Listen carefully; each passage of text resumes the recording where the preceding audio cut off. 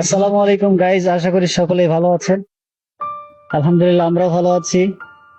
আজকে দেখতে পাচ্ছেন রোদ দুপুরে আমরা দুজনে সাইকেল নিয়ে বের হয়ে গেছি, শুধুমাত্র আমাদের সাইকেলটা একটু মডিফাই করার জন্য।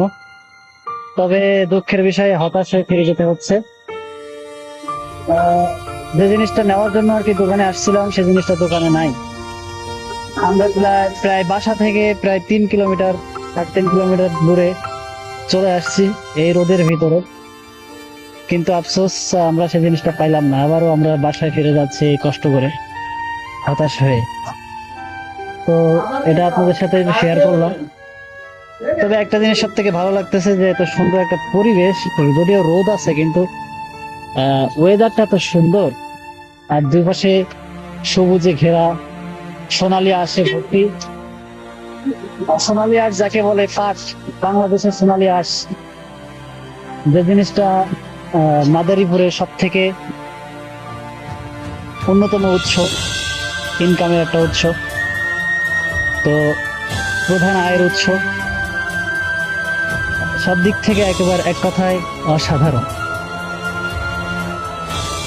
দেখুন আশপাশ গুলো কত সুন্দর ওয়েদার, এটা আসলে বলা বাহুল্য, কত সুন্দর লাগতেছে। তো সর্বোপরি একটা কথাই বলতে হয় যে আমরা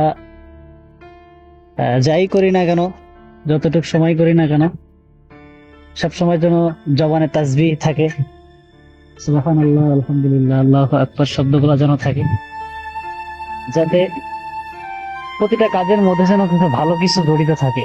এটাই হচ্ছে কথা। কারণ প্রতিটা সময়ের সেকেন্ডের হিসাব কিন্তু আপনাকে আমাকে দিতে হবে।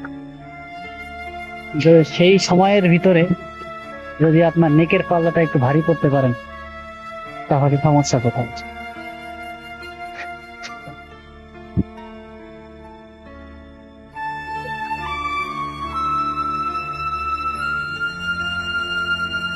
আশপাশ গুলো একটু দেখুন, মনে হচ্ছে ছবির মতো সুন্দর, ছবির মতো সুন্দর, অসাধারণ, একেবারে অসাধারণ। মাশাআল্লাহ, জাযাকাল্লাহ, জাযাকুমুল্লাহু খাইর, আহসানাল জাযা।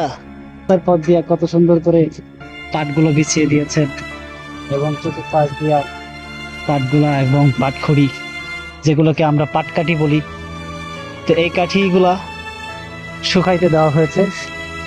যখন শুকিয়ে যাবে সেগুলা সুন্দর একটা বাজার দামে বিক্রি হবে। তো অনেক কথা বললাম, আজকে এ পর্যন্তই। সকলেই ভালো থাকুন, সুস্থ থাকুন।